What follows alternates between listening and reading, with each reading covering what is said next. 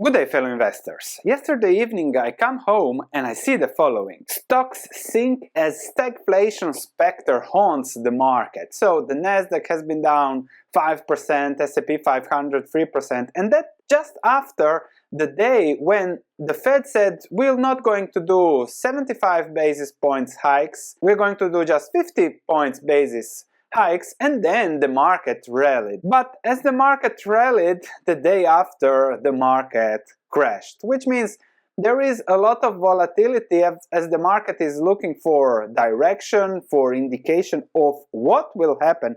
And we are definitely in a time of high uncertainty, and that's why you see all these ups and downs and increased volatility. And in this video I really want to discuss what's going on and what we can as investors do to, let's say, ease how all the information hits us and see how at the end finish better off no matter what happens. And you can see here how the inflation expectations, this is from the Bank of England, have been constantly raised, and they yes expect inflation to return to 2%, but we are now hitting 10%, and then all these projections about inflations have been constantly wrong. And do you remember a year ago everybody was saying this is just temporary, this is just transitory? Well, transitory, my behind, we are above 10% now, let's say globally. So what to do as investors? You see stocks crashing, and my message and the message on this channel has always been the following. In these times and in all times, it's always about owning businesses. If you own stocks, you will always be in trouble when times like these come. And we're going to explain that what does it mean to own businesses by discussing the framework around investing in current times. I'll actually make 4 videos this weekend, so this is the one on the market. Facebook earnings update coming tomorrow, so discussing more about businesses, growth stocks, Amazon we'll discuss, and Google today, also to see how businesses react in the current market. And then on Monday the key takeaway will be my take on Berkshire's conference and what Buffett is doing. If you haven't subscribed to the channel, smash that notification bell, and if you're already subscribed, of course smash that like button to support the channel. Thank you very much. So let's immediately dig into the big difference between investing and speculating. Stocks can go everywhere, but at the end you own businesses that produce something that give you earnings. Let's look at value and valuations as a start towards an indication of where the risk is to be avoided and where the rewards can come from. If we look at the S&P 500, price earnings ratio is not even that bad, so around 20, which means an earnings yield of 5%, but an earnings yield of 5% then is compared to the treasury yield. And if we take a look at the 10-year treasury, now it is close to 3%, so hitting almost 3% with the rate hikes and the Fed. But stocks will now look more expensive because here you say, okay, I get 3% no matter what. With stocks 5%, with the ups and downs and with the liquidity, sometimes people might prefer to own bonds or other things. Some commercial bonds will likely give 5-7%, which is then comparable to stocks, and that's the key weakness to stocks. So yes, you can say the Fed is creating the volatility in the market alongside inflation, but there is much more to it. Let's discuss. Then, if we look at the Shiller price earnings ratio, which takes into account 10-year average earnings, then you see that the price earnings ratio is not 20 but 33, and historically at extremely high levels. Every time the CAPE ratio was this high, there was trouble ahead. And we'll also discuss business earnings, and you will see how volatile these things are. And this is a big warning because current earnings might not be as strong as the market has been perceiving them. And of course, earnings, you can see here the jump from 2020, and earnings have doubled over the last 10 years. And why did earnings double? Well, everything has been so great. Zero interest rates for a decade, the Fed and all other central banks printing money like there is no tomorrow, business was great until there came inflation. And there is always something, and as Buffett says, you never know when it will come, but many things you can know that those will come, but not when. That's the key that we have to understand as investors. Earnings are now at 200 points, but even more important are the forward earnings. The market analysts expected the S&P 500 earnings to hit 240 for 2022. So really big growth expectations, and now things might really change. But let me show you what was baked in the price just a few weeks ago. So S&P 500 2022 earnings growth was expected to be 10% on already great earnings in 2021. This is from FactSet.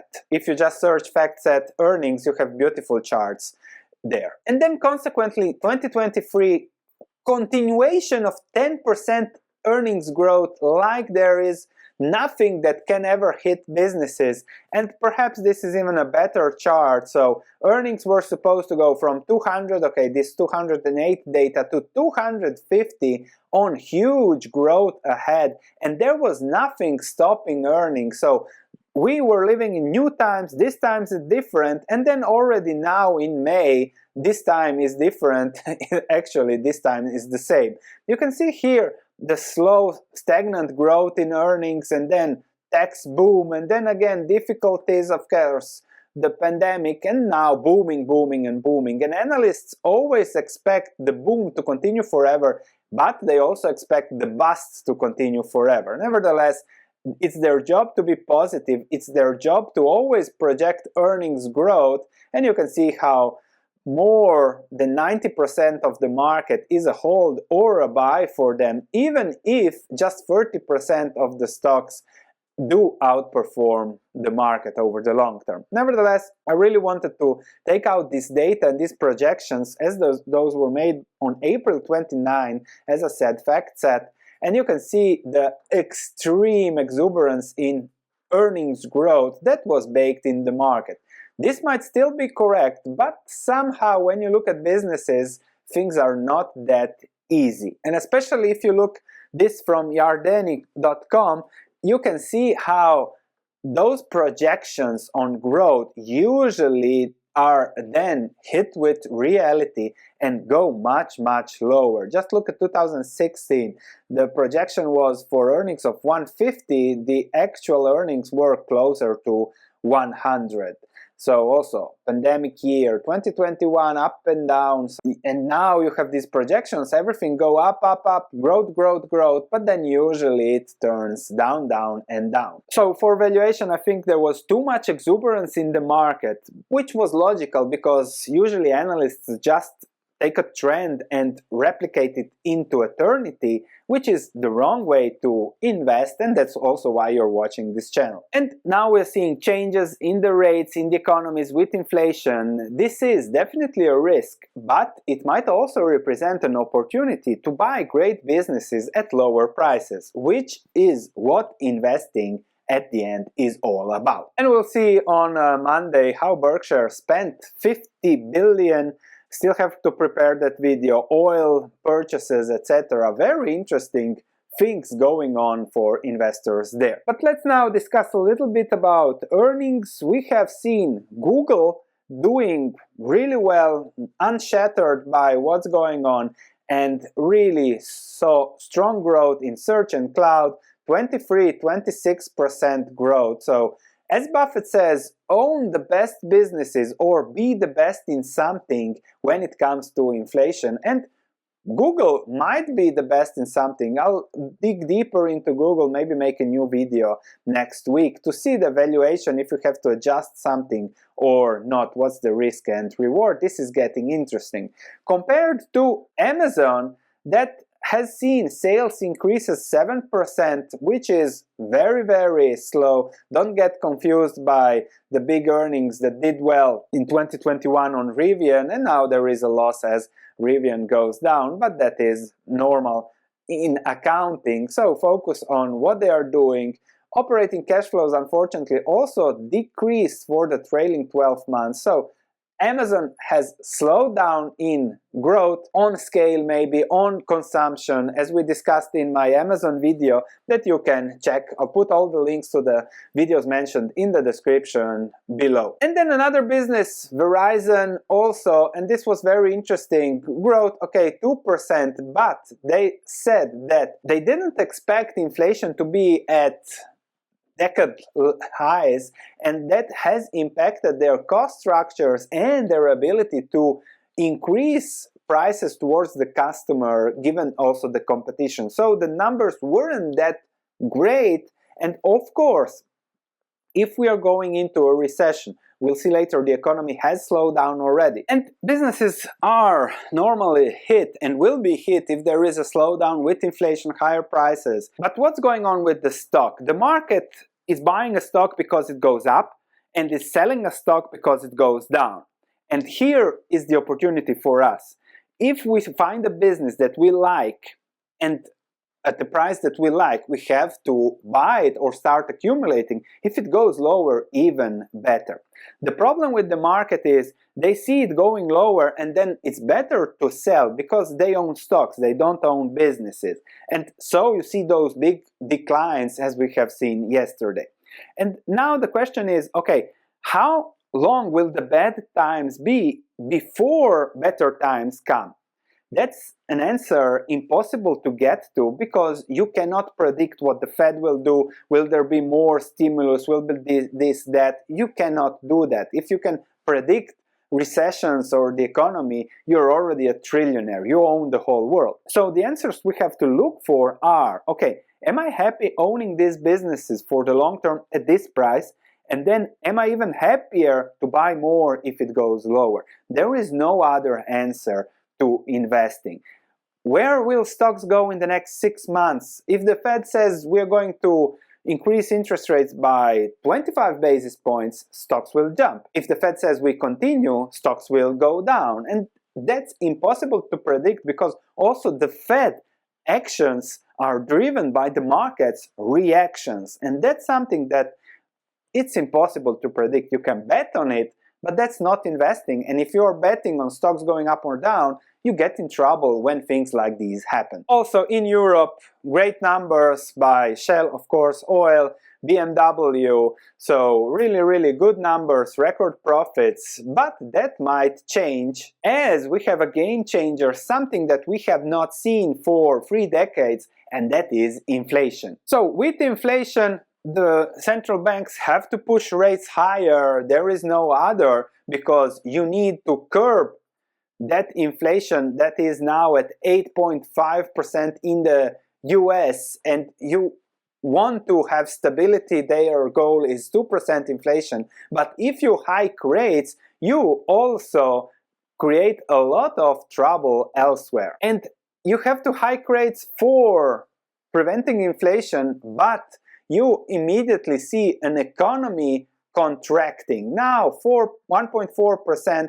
But if this continues another quarter, then we have a recession already, and that is something that is an issue for hiking rates. Usually, when it comes to recessions, the Fed should lower rates, but if you have inflation, you get to a very ugly situation of stagflation, which is very hard to get out of.